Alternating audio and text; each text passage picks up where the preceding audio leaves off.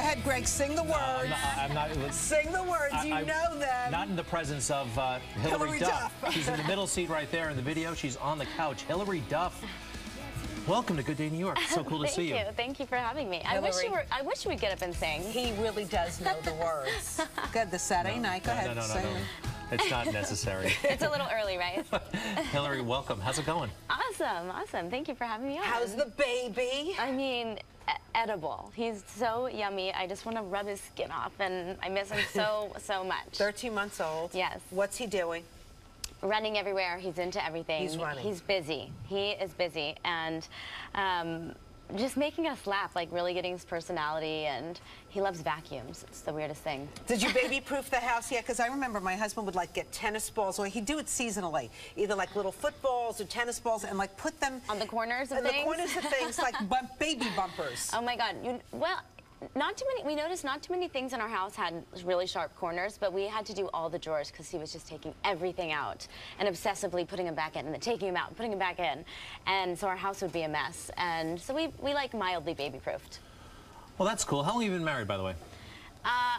2.5 years. So you kind of taking a little bit of a break from singing and touring, right? Yes, I did. Is that going to come back at any point? I hope so. I've like slowly been working on a record, but you know, when you have a baby, you're like, I don't want to leave. I feel like I miss so much every time I leave. So it's going to happen, but I don't know, maybe in a year I'll have a record out. All right, and I'm getting that itch. You know, I want to perform again. Yeah. So. And you're partnering now with Johnson & Johnson? I am, which is so great because I just survived my first year of motherhood. And their whole campaign this year is focusing on giving new moms support for their babies. And in like lieu of Mother's Day, we're encouraging people to go on the website and create these care cards to offer like encouragement, which is so important in that first year when you're feeling emotional and scared. And they're donating $1 for every card sent. So. It's a great thing. Cool. What's that website? It's johnsonsbabycares.com, and they donate to Save the Children. Nice. Yeah. You know, my son was so colicky, and oh, that's tough. Is your baby colicky? No, no, he wasn't. Knock on wood, right. And the thing is, like, if you don't have, like, I had my sister-in-law in the building or my husband, I would, like, give them the baby and just go take a walk because you need to take a deep breath. You need that support. Oh, yeah, of course. And did you find it took you a while to be comfortable to just tell someone you need a break? Because you feel like you should do everything, you know? Yeah. It's hard to ask for help, and so that's what a lot of this program is, like teaching moms how to take care of their babies and learning to ask for help and stuff like that. I found that with my first child, with Jenna, like I felt like I had like super mom. With the LJ, I was like ready to delegate. I was ready to leave them all and get on a plane out of here. Well, boy, there's a lot to look forward to, I think. It sounds very unpleasant, this child rearing thing. Not yet. No. So what do you do with the baby? Do you do those mommy and me things, or? I do. He goes to music class once a week. Can he sing?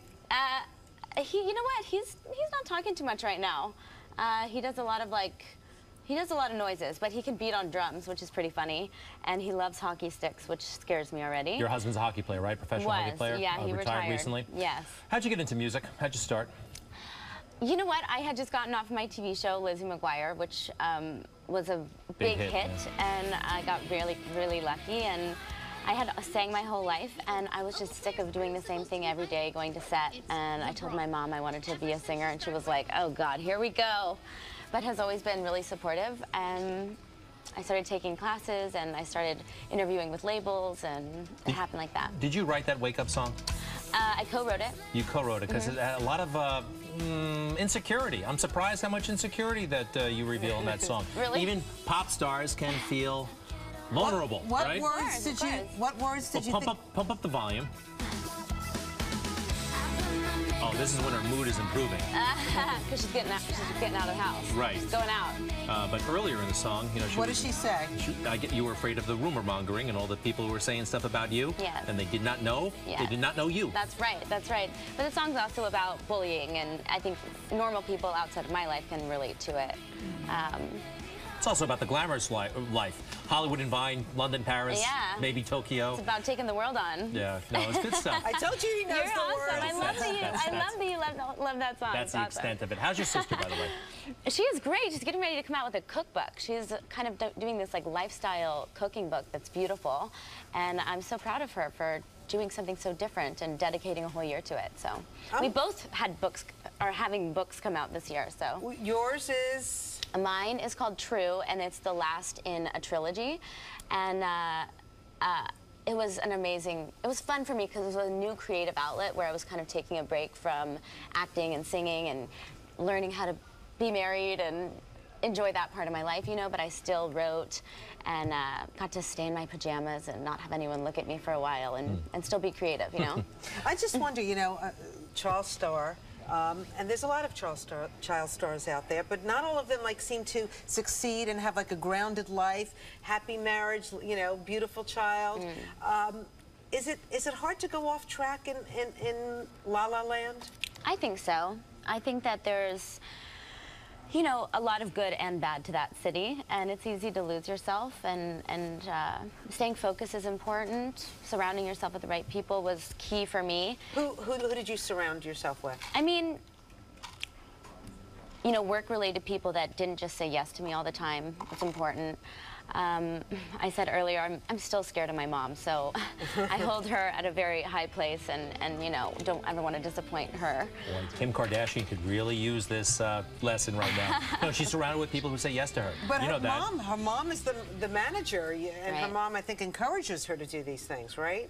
Yeah, I mean, I don't know. Yeah, you're not a Kardashian profile. We understand. I've watched the show. It looks pretty, looks like they're having fun, but. Okay. Hilary Duff, really nice to meet you in person. Thank you. We look forward to your work. Thank you. So one more time, how can we get involved with the Johnson & Johnson project? Visiting the website, johnsonsbabycares.com, and sending a card out to a mother that you think could use a little extra support around Mother's Day, and they donate $1 for every cent shared or liked card, so it's really great. Win-win. Yeah, win-win. So nice to meet you. Thank you. Thanks for having me on. Nice. All right, well, enjoy the gorgeous weather. Mike Woods has a special forecast for you, Hilary. Oh, yeah, we got lots of sunshine. Did you see when she got punked on MTV? No, what happened? Oh, my gosh. Oh, no. What happened? Tell us everything, Hilary. What happened? They punked me during my driver's ed school. Was Ashton Kutcher involved? Yes. What happened? It was hilarious. You know what's so funny is I just worked with him on 2.5 Men, and I worked with him in a movie in Cheaper by the Dozen, and I forgot to mention that fool punked me. And It was terrifying. So you show up for driver's ed, and what happened? And my driver's ed teacher was so mean to me, and then got in a fight with a car behind me and threw a smoothie on them, and they started beating each other up in the park. And I'm sitting in the car, and the other guy's looking at me, and he's like, "Get out of the car." And I'm like, "This is not my car. I'm in driver's ed. That guy's crazy. I'm so sorry." Like trying to call my mom. And I said a bad word on the phone to my mom, the F-bomb, and she was like, "Don't say that." And I started to be like, why would my mom say that? I'm terrified right now. I want her to come get me. And I started to put it together. And it was a terrifying experience. It is hilarious when you watch back. Exactly. The more I hear about this, I felt for you. You did, thank you. I did. It was awful, but. And I'm 16, so I thought it was really cool, and it's really embarrassing. Well, Ashton should get an Emmy or something for that. That sounds like a brilliant concept and play. So mean. Thank you. Oh, Hilary, last thing. My hometown, Garden City, claims you as like their favorite child, even though you lived there for about 3 months. Right? You lived in Garden City with your former New York Islander I did, hockey player husband. And I loved it. The people were so nice, and I'm a Texas girl, so being in a small place like that, I really enjoy, where you walk places, and everyone was sweet. Sweet. Thank you. Sweet. You're sweet.